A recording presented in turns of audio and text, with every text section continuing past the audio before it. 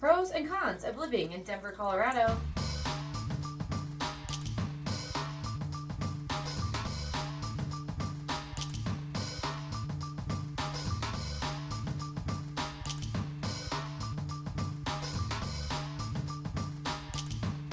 Hi, and welcome to our channel. We are The Denver Duo. My name is Emily Simpson. And I'm Kelly McCall. We are associate brokers, moms, and foodies. Today, we're going to be talking about pros and cons of living in the Mile High City. With Denver, Colorado's easy access to the outdoors, thriving food, and art scenes, a seemingly endless list of things to do, there's no surprise that thousands of out-of-staters decide to live in this city each year. Denver has something for everyone to enjoy. But if you're thinking about spending time in the Mile High City, there are a few things you need to know.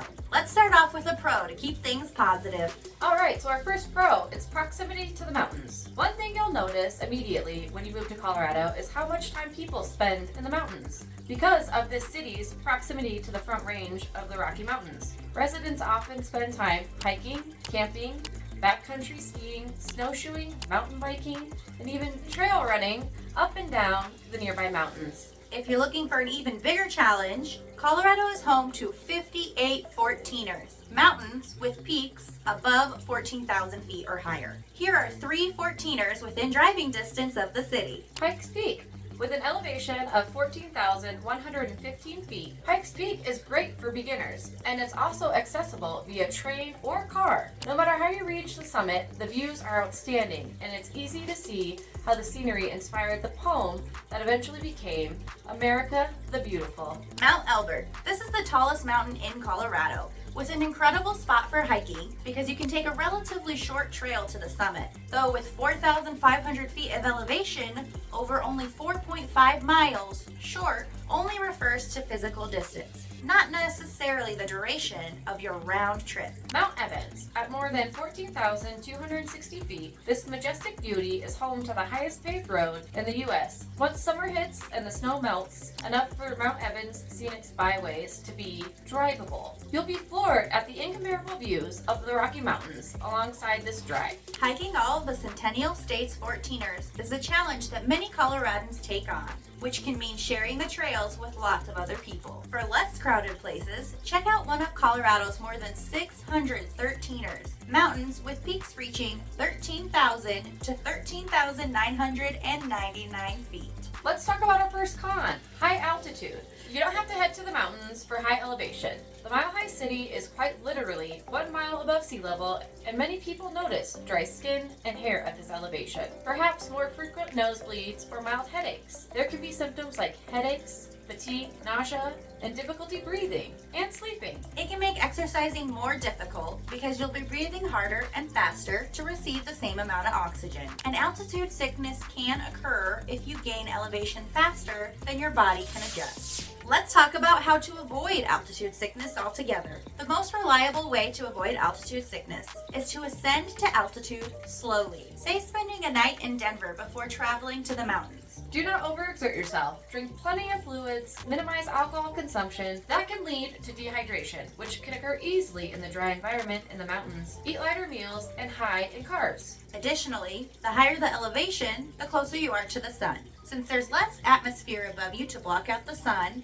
and its UV rays at the height, daily sunscreen is a must for life in Denver. How about another pro? Active and adventurous residents. Denver is known far and wide for its adventurous sports and daring feats. Incredible hiking views? Check. Challenging rock formations to climb? Check, check. Unparalleled skiing? Double, triple, and maybe even quadruple check. Many people who live in Colorado don't stop there. Within a few hours of downtown, you'll find great places for hang gliding, mountain biking, backpacking, water river rafting, skiing, snowboarding, snowshoeing, and fly fishing. It's also easy to find like-minded outdoor lovers by joining local groups or attending events. Con, and it's a big one, traffic and limited public transportation. Traffic sucks. Living in any big city, you might run into heavy traffic, depending on the time of day you're on the road. There are a few main reasons for Denver's traffic troubles, and they're all interconnected. Denver is a major metropolitan area. All big cities have rush hour traffic ranging from not great to very bad. Denver falls somewhere on that scale. Though the debate is still ongoing about exactly where, there has not been enough infrastructure expansion to meet the recent surge in population. The roads and highways of the Denver metro area were built to accommodate the tens of thousands of people moving to the city each year. There is a lack of public transportation options. The city does have a regional transportation district, the RTD, bus system, and the RTD light rail, but those are the primary alternatives. This leads to an increase in automotive traffic when there aren't enough other viable options. Now let's get to a pro. Lots of job opportunities. According to Forbes, Denver, Colorado is the 6th best city in the United States for business and careers. Out of 200 major cities, it's ranked 32nd in job growth and 18th in education. Several major companies have their corporate headquarters in Denver or the surrounding area. Some of those giants include CenturyLink, Lockheed Martin, Wells Fargo, DaVita, Healthcare Partners, Dish Network, and Western Union. Additionally, the University of Colorado Denver, MSU Denver, employ a large amount of the population, along with the recreational and educational institutions such as the Denver Art Museum and the Denver Botanic Gardens. Healthcare also has a big hub here in Denver. Con, high cost of living. You won't see an increase in job opportunities and population growth without simultaneously experience a surge in rent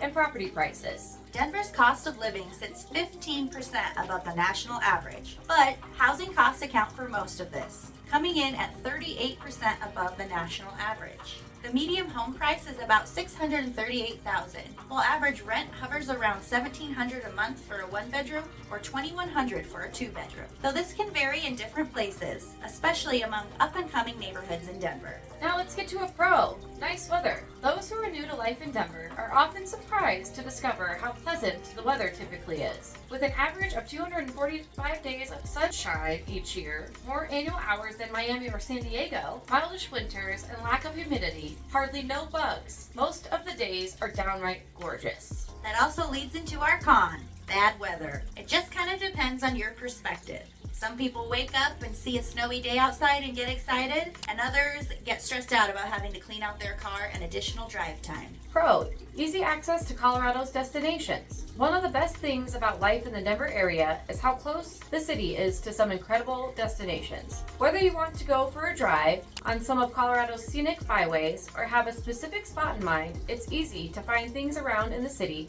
to keep you entertained. From ghost towns to major breweries, distilleries, and wineries, to the unlimited recreation options and national parks, Denver's location makes it easy to visit a wide variety of destinations during a fun-filled day trip or weekend. Con, crowded outdoors. Because of the proximity to the mountains and other outdoor adventures in Colorado, it can get crowded on the trails and in the parks. Make sure that everyone has a good time so that these spaces can stay open and accessible by learning about the trail etiquette and becoming familiar with leave no trace principles before you go. Pro, great neighborhoods. If you're considering moving to Denver, Colorado, there are countless neighborhoods with varying personalities and demographics. Start your search in one of these beautiful Denver neighborhoods. How about Capitol Hill? It's a wonderful neighborhood if you're looking to enter into the unique history of the city's past. This lovely residential district features old mansions and beautiful homes. Highlands is close to downtown Denver, offering a glimpse of city living with its trendy restaurants and shopping, while being a residential neighborhood at heart. Sloan's Lake is known for walkability, abundant green spaces, and to die for food and drink options. Check out the neighborhood's namesake for great fishing, kayaking, and stunning views of the mountains. Congress Park is part of Denver's historic district and offers urban living at its very finest, with tons of restaurants, bars, cafes, shops, and parks within walking distance. Congress Park is a great place to be if you want to be close to the action. Bosch Park is a residential, family-friendly community with sports facilities, playgrounds, green spaces, bike trails, and a golf course that Denverites love. This area is fulfilled with environmentally conscious and community-minded residents who enjoy the peaceful vibe and many small, independently owned businesses. Cherry Creek is one of the city's premier suburbs with retail and dining options, including the more than 160 stores at Cherry Creek Shopping Center, and high-end restaurants featuring innovative and award-winning chefs. Cons: gentrification. Rapid population growth often leads to gentrification that can make it harder to find affordable housing and also result in the loss of things that made those places special.